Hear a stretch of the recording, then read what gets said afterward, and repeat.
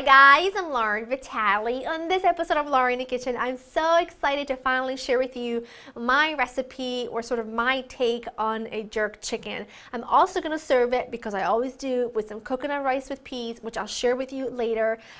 This recipe has been really highly requested, and if you came to my meet and greet in my book launch party in New York, you know that I really wanted to put this recipe in my cookbook, but I didn't because the spices were just so different than what was already in the book. And everyone was like, you have to share it anyway on Lauren in the Kitchen. So I'm sharing it with you, but please, the first thing you need to know, of course, is that this is not by any means authentic. I've never been to Jamaica, Caribbeans, anything like that. But if you do have an authentic version, I would absolutely love for you to share it down below, because I think it's always nice for not only me, but for everyone else to kind of read about what your food is like, where you're from in the world. So this is my take on the chicken, and I'll show you the rice later. You will need some chicken. I prefer drumsticks. To me, bone-in, skin-on drumsticks is what I like to go for. Now for spices, for my marinade, I've got allspice, ground cinnamon, dry thyme, nutmeg, brown sugar, salt, black pepper. Then I've got some fresh onion, fresh garlic. This is a habanero pepper. Soy sauce, ginger, grated ginger, a little light olive oil or vegetable oil, and some lime, fresh lime juice. Now I know there's a million different recipes for jerk chicken, so keep in mind this is just my version. And also I know that traditionally it's made on a big grill, but I can't get those same charred flavors, so by roasting it I get that same like deep caramelized flavor, but without grilling it. So, but you can grill it if you want to. You just have to keep an eye that you're not burning it. Okay, let's work on the marinade. Now I'm going to show you how I like to chop up my habanero, because I don't like to touch it if I don't have to, at least not while I'm cutting it. So what I do is I'm going to take it like so and use tongs sort of like as a hand, and I just cut around the side like so. If a few seeds go in there, that's fine, but I don't want all the seeds to go in there. So I just like to sort of take a small knife and cut around it like so, and I try to never touch it, because you know the habaneros are very, very spicy, and if you touch it and then touch your eyes or something, it can be really brutal. So see, never touch the habanero. So now pretty much all of my spices, my garlic goes in, my onion, this is just a yellow onion, that goes in. You can even use scallions if you want to, but I prefer the regular onion. I've got my soy. It is such a combination of stuff, isn't it, of flavors, but I promise they just work together so well to give you such a nice spicy chicken. But it's not like so spicy, even though there's a habanero in there. It's weird how it works when it's roasting in the oven. You need about 2 tablespoons of a light olive oil or vegetable oil. Then I've got my spices, get them all in there, and this is going to make your house smell so fantastic. And then about 3 tablespoons of fresh lime juice. I take about one small lime, does the trick for me. Get that all in there. You need to invest in one of these things. I know I use it backwards, but I just feel like it works so much better. I don't know why, but it does. So just trust me on this. Squeeze it all in here, and now all I'm going to do is I'm going to puree this, and just so you know, come on, get on here. There we go. I'm going to puree this, and I'm also going to place my chicken into a plastic resealable bag, because I'm going to pour the marinade right on top. So I'm going to do that, and I'll show you what it looks like when it's there. That looks fantastic. You can see it's mostly, pureed, but if a few chunks are in there, it's fine. Try to get it all out, sort of trying to maneuver the bag so that it's all going in there. You can, by the way, use different portions of chicken. If you want to use thighs, bone-in, skin-on, and breast, bone-in, skin-on, you can do whatever you want. I just happen to love my drumsticks, so that's what I tend to use. So squeezing it all out, and then you just need to give it a really good massage. Like so. Now, this really is best if you do it the night before and you let it marinate all night, all day or whatever.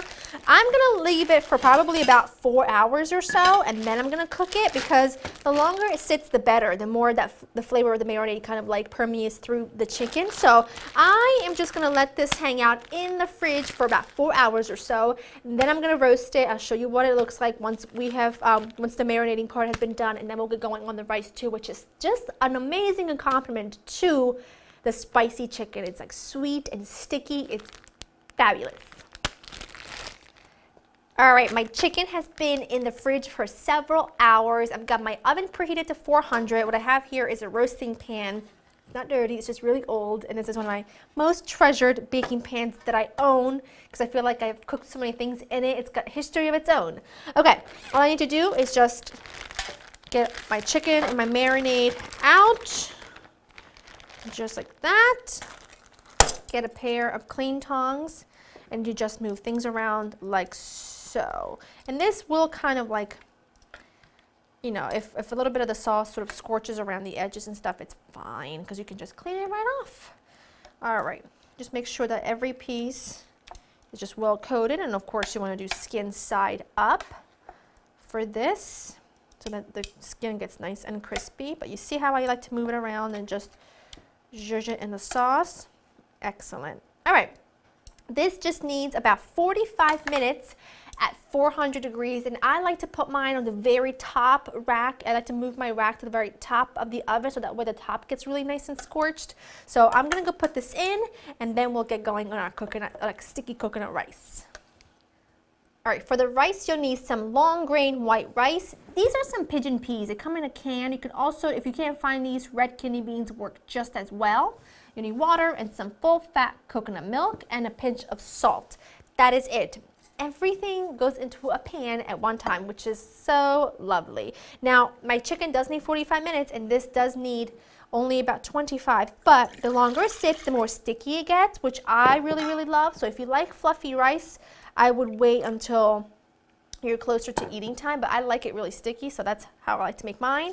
You put everything in, then my rice takes about 25 minutes to cook fully. So what I like to do is I like to bring this mixture to a boil, let it simmer on medium-low, covered for about 20 minutes. Then I turn the heat off and I just let it sit for another 20 minutes, and it gets perfectly sticky. The rice still has a little bit of texture to it. It comes out perfect every single time. And if you see that it looks like the coconut milk is sort of splitting on top, do not panic, because once this starts cooking and you keep giving it a stir, it somehow just combines with the rice and it just comes out perfect every time. So I'm going to let that go. So like I said, bring it up to a boil on medium heat, turn the heat down to medium-low, put a lid on 20 minutes, and then you turn it off completely and you let it sit there until the chicken is fully cooked. And I'll show you what it looks like when this is done and the chicken's done, and we can just finish it off and we can get to eating. My chicken was in the oven for 45 minutes. You can see it's gotten really lovely dark and golden brown. If you want to, if you feel like it's not getting crispy enough for you after 45 minutes, you can always pop it under the broiler for a few minutes and it will crisp it up right away. To me, doesn't really make a difference because my oven, as you can see, gets it really nice and dark, but it's up to you. My rice is also ready. Now, like I said, this is very sort of sticky. It's not fluffy rice. So this is how I personally like it. So what I like to do, I've already been snacking on it. I could lie to you, but I'm not gonna. What I like to do is I like to take my rice. I like to put this on my serving platter because, of course, I like to serve them together. This is so good. This rice is so good, and you don't only have to make it for this particular recipe.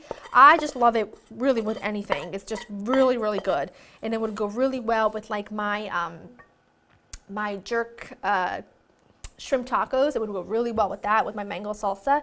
It would be delicious. But today I'm going to show you how I like to serve it with my chicken, because to me they just complement each other. And then I just take my chicken and then I kind of just nestle that all around my rice. I have another piece of chicken in here. I'm not going to add it to my plate because otherwise it would mess up my beautiful sort of array of chicken to rice here. I actually made this last weekend, and I posted a picture on Instagram in the same dish and everything, and everybody was like, recipe, recipe, recipe, so I knew that I had to share it with you guys. I like to finish it off with some green onions, and that is it. It's all in one pan, serve it just like this. Everything is together, it's just flavor-wise, it's gorgeous.